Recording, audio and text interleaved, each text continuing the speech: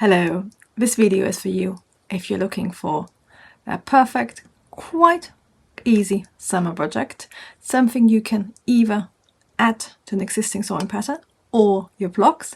And finally, it's also great if you love a little bit of vintage inspiration.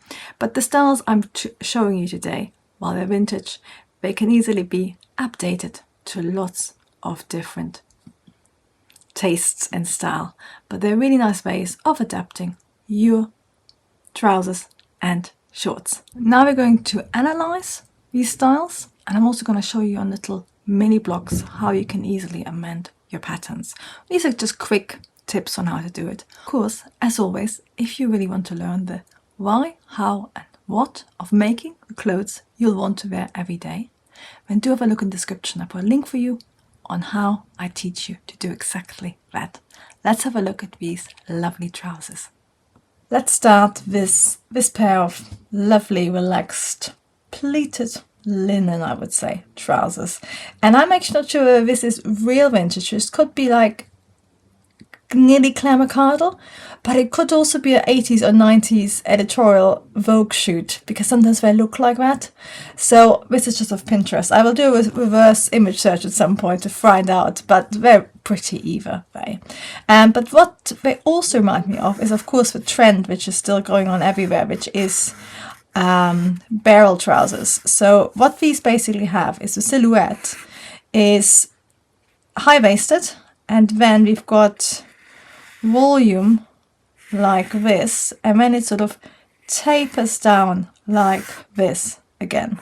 So that is your sort of barrel shape. And then of course what we have is pleats, and then of course we also have a leg shape. But you can see why I would sort of call these a barrel leg.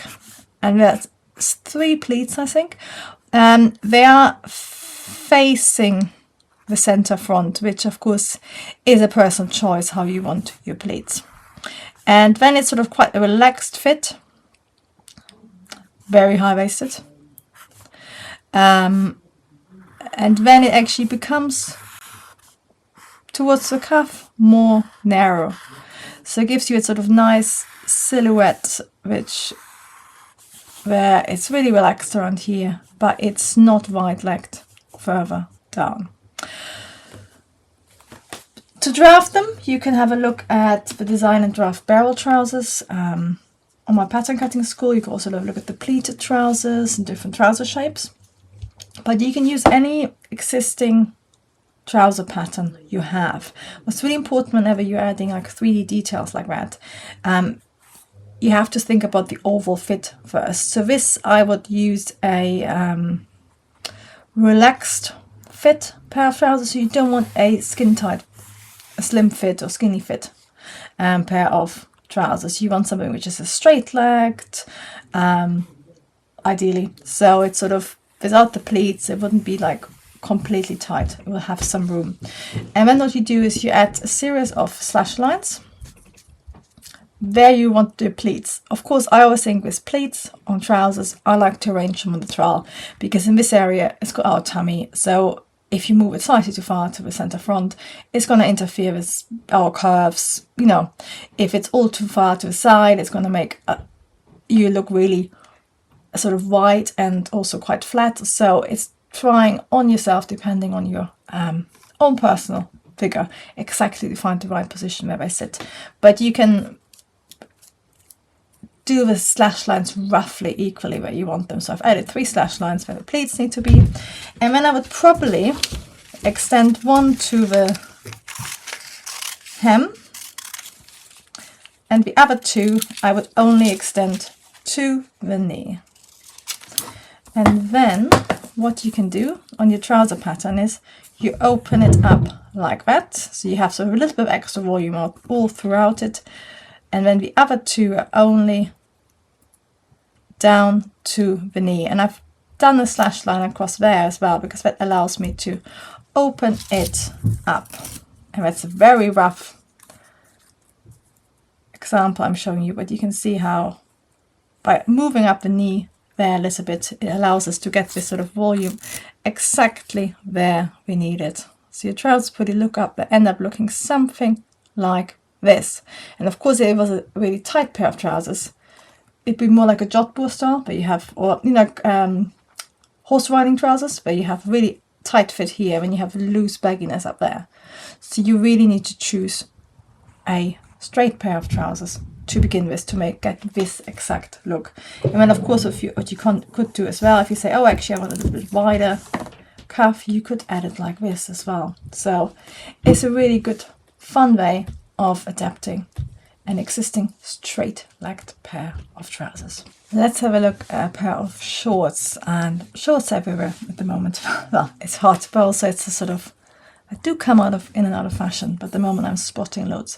What I quite like about these, they are sort of a really nice shape again, and her posture is slightly bad, but it's a really nice outfit she's wearing. They sort of feel a little bit rounded, so they're not, you know, sometimes when you're flared, they're literally like this, you know. These are a little bit more shape, which I love. They also look like they're probably made out of a cotton or linen with a little bit of structure, so you can see it's got quite a big facing, but they have a body of their own. They don't sort of flap around. They're really nice. And you can see it's got really big pockets here, which are nice. And what I really liked, which I always quite like with vintage styles, sometimes they have really unusual details, because what it has got is a really long sort of top stitched dart, which doesn't finish till, you know, like a crotch area, and it sort of looks like it's slightly top stitched. And I think that's actually partly done to add a bit of structure, so it doesn't go all the way down, so it's not like a pleat or a crease how you get with menswear trousers, but it's sort of defining a trousers a bit more. So rather than being all flat, it adds like structure, and they would be really easy to adapt from either any trouser block, really, any straight fit pair of trousers, or if you have shorts already which are plain. So what you would do is you would cut it to a desired length, and of course you do it equally. So let's use my ruler. So I'm just literally going down from my high hip line equally, and then of course what you always do at the side seam, you add your right angles, and again on the inside leg you add your right angle. And at the moment I'm just showing you, you know, how you can achieve it, but all these little things of how, you know, better at right angle, stuff like that, that's the sort of things I cover in my tutorials on the pattern cutting school, and things like, you know, how to get your sewing pattern, even how to stitch them together, fitting. But all you need to do to achieve that sort of relaxed fit is to cut into your dart leg and then cut from the other side, and then you can close your dart and you will end up with a shape. So that's really big, especially if you also do the same on your back. So I think we've actually done like something like this, where they've closed most of it, so you've got enough of a volume, and you probably end up with something like, on the full scale, a centimeter here. And what they've done then is they've just sort of extended this to down here. So they probably added a little bit of volume there as well. So you end up with a trouser pattern, which is like this. So I added a little bit of volume, probably just around here as well, because you can sort of straighten it out a little bit. And then what you do is, rather than it stopping there, they've just extended that dart, but they kept it really narrow. So it's literally just a pin tuck, which goes to nothing. And that just adds a little bit of detail. Again, what I actually do, talking of barrel shape, it is a bit like that shape. So rather than it being a complete flare, you actually, where the dart ends, you end up with it being a little bit straighter. So it's just a subtle variation on a wide leg pair of trousers, adding a bit of structure and sculptural shape. And you can see, easy to try out. And shorts, much quicker to stitch than trousers, of course. Here's another variation on it. This is quite interesting because sometimes, of course, with vintage, you can't fully see, you know, how it's actually made. And also, sometimes things about it you don't like, which is a nice thing. If you draft your own, you can change it exactly how you want to. So this is more change, fit like that. But what I quite like about it is that they've done some sort of pleats like this. You can see it sort of opening up, but then they also, what looks like, have done some seams. So again, that way you've got some volume and you can move around, but you also got the same as the last one. You got these sort of seams, adding a bit of structure. So rather than it being a floppy pair of trousers, it keeps its shape. And all you would do for something like that is exactly the same as before. And you can vary, of course, how much you add. And then what you do is you add another slash line for your pleat. And as I said before, what's really important whenever you add pleats is you check them on your trowel where you want them. And I quite often, I don't stitch them down. I pin them on myself to see exactly the angle I want and the position I want. Because what you might end up doing is that you say, oh, that doesn't suit me at all. And you might actually end up having the pleats more to the side. But maybe again, stitching it down up here. And then you might actually have them open like that. But you can see there's lots of options on doing it. And of course, if you want to go sort of full classic culotte, which again needs to be checked on the trowel, but you would actually have your first set of pleats right on the center front, and then it looks a little bit like a skirt. So it actually looks like this, but you have a leg here in the middle which you don't really see because you've got a pleat right on top of it. I actually got an example of how these sort of classic culottes look like. This is what I would call, it's a little bit like a split skirt really, but what I love is the buttons at the side. So I think this is, it looks like 1920s, isn't it? So it's a perfect of beach pyjama. So each a really wide fit, so you would have to use a wide-legged pair of trousers. Tutorial for that, of course, on the pattern cutting school. But what you end up having is basically a pleat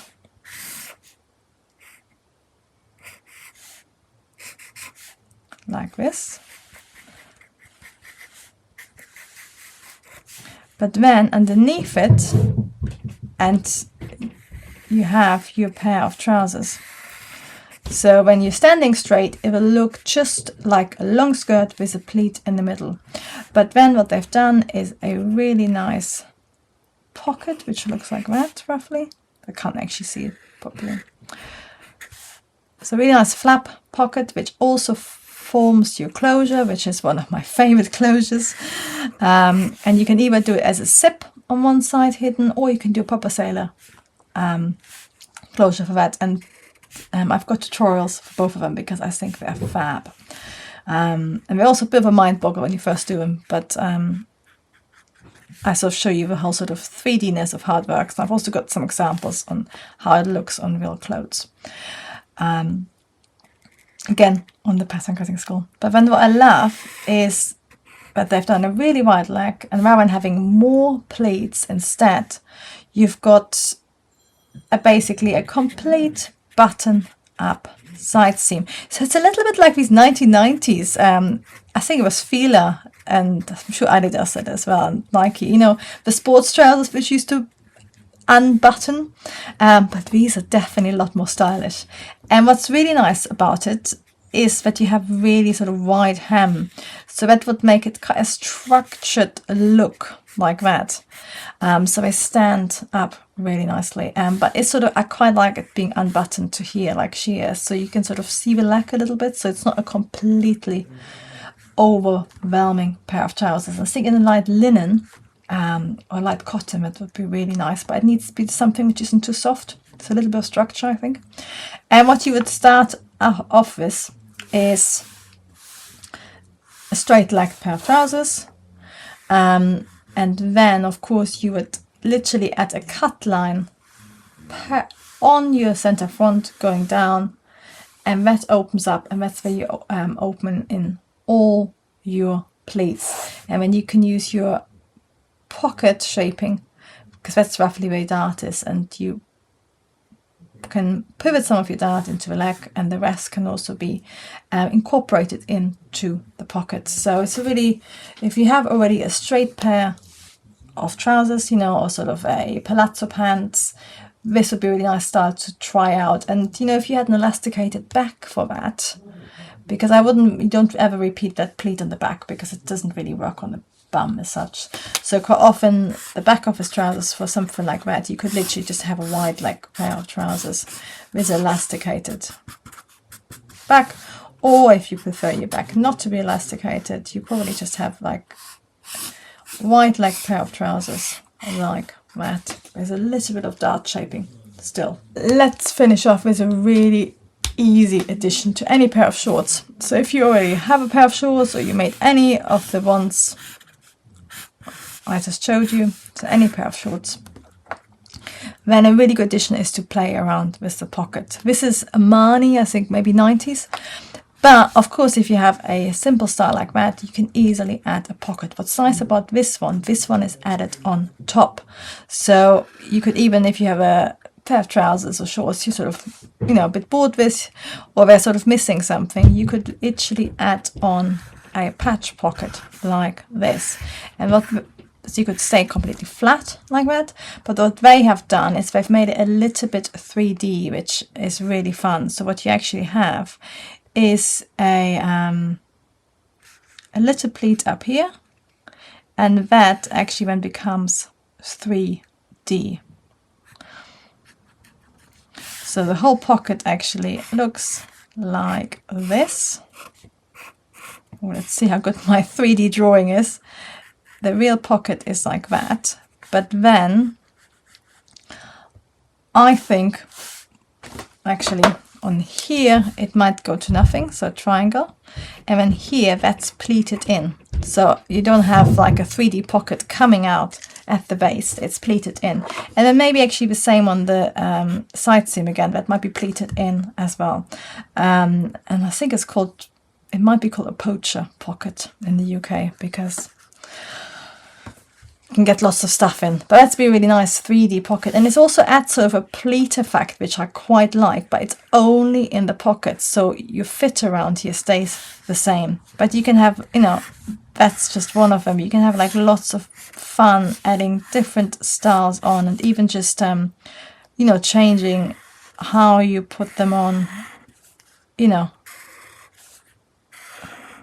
you can have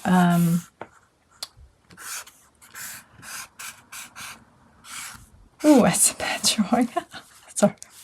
Sometimes I do completely astonish myself by how things can go wrong. But what you can do as well is have like a little sort of fold over here, which is really nice. And that again is super easy to draft, because all you do, instead of your pocket being like this, you can literally bag it out and top stitch it. So it's really neat. And you know how normally pocket construction is, you make sure this to that, this to that.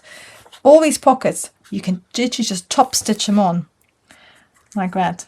There is ways of constructing them so you don't have any top stitching, but it is quite tricky to get them perfect. So you can try it out.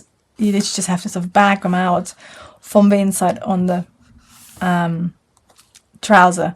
It is doable, but you have to be really precise with your stitching, because any wonkiness will show up. But this is a really nice one, because instead of just doing this shape, what you do is you just extend it like this.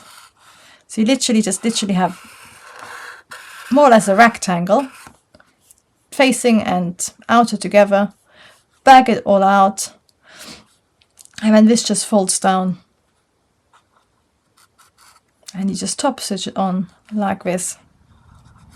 No, so even, you know, if you had, if you bought a pair of trousers, for example, no pockets or a bit rubbish or not like quite for you, you can chop them off, and then you can use offcuts to add some really nice statement pockets. So this was like a real project where, you know, you can easily adapt an existing pair of trousers. You can use contrast fabric. You can have lots of fun with that. I do hope you enjoyed this video and found it helpful. I'd love a thumbs up if you did, and of course if you make any of these trousers inspired by this video, I would love to see it. Just let me know in the comments or tag me on Instagram. It's the best part of being a pattern cutting teacher. I get to see all the lovely things you make. Thank you for watching. Bye.